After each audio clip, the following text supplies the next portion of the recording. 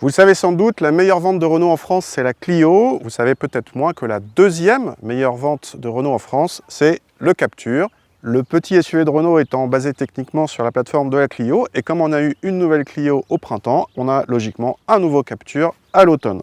Alors ce nouveau Captur, deuxième du nom, il change beaucoup. D'abord en gabarit, il prend plus de 10 cm de long pour arriver maintenant à 4,23 m. Alors pour vous faire un parallèle, le premier Captur était plus ou moins l'équivalent du T-Cross en termes de gabarit, alors que le nouveau Captur est plus ou moins l'équivalent du T-Roc. Autre changement flagrant, le design, avec notamment le C qui est maintenant intégré au feu avant, comme la plupart des autres modèles Renault. C'est encore plus flagrant à l'arrière, qui change quand même radicalement par rapport à la première génération de Captur. Au niveau des motorisations, la gamme essence se composera de blocs 100, 130 et 155 chevaux, avec des boîtes EDC ou manuelles. La gamme diesel avec des moteurs de 95 et 115 chevaux.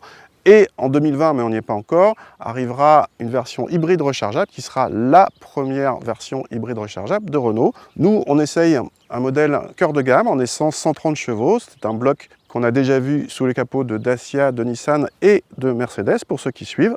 Il est ici en finition Intense, c'est la troisième finition sur 4 en partant du bas, donc presque haut de gamme.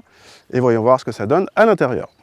Tout change radicalement par rapport au premier Captur avec une planche de bord reprise de la Clio 5 et une nette augmentation de la qualité perçue, point faible du premier. En tout cas, il y a des plastiques moussés sur la partie supérieure de la planche de bord, contrairement au T-Roc ou au T-Cross. Le Captur 2 est ici particulièrement bien mis en valeur avec l'écran de 9,3 pouces en option sur cette finition.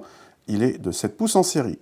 On découvre également le combiné d'instruments entièrement numériques, optionnel également à ce niveau de finition, et personnalisable via les modes de conduite. On retrouve comme sur les Clio les commandes de climatisation automatique venues du Duster, mais l'effet reste flatteur. L'équipement de sécurité, comme sur la Clio, fait un bond en avant et on retrouve les dernières aides à la conduite, même si la surveillance des angles morts n'est pas en série à ce niveau de gamme. Les touches de orange égayent l'intérieur et le rendent chaleureux, mais sont encore en option avec un pack réservé à la finition Intense. À l'arrière, le Captur 2 a le bon goût de conserver la banquette coulissante et l'habitabilité progresse pour accueillir sans problème 2 adultes avec un très bon espace aux jambes, mais une garde-toit un peu limite pour les plus grands.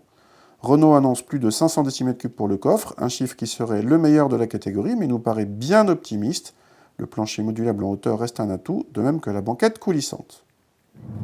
À bord de ce Captur deuxième génération, dans sa version 130 chevaux essence, donc avec un bloc qu'on connaît déjà sous d'autres Renault, Nissan, Dacia et Mercedes, et ce bloc il est très réussi par ailleurs, il n'y a pas de raison que ça change ici. Il y a du couple, 240 Nm sur cette version. Il est doux à l'utilisation, il est assez agréable dans l'ensemble, même si les montées dans les tours ne sont pas franchement utiles, mais le Captur est de toute façon pas bien lourd, un peu plus de 1200 kg selon Renault, et les performances sont largement suffisantes avec un peu plus de 10 secondes pour le 0 à 100 annoncé par Renault. Ça suffit largement, juste dommage que les rapports de boîte soient aussi longs. Dès le troisième rapport, ça commence à être un petit peu long, mais ça ne suffit pas à étouffer la bonne volonté de ce moteur.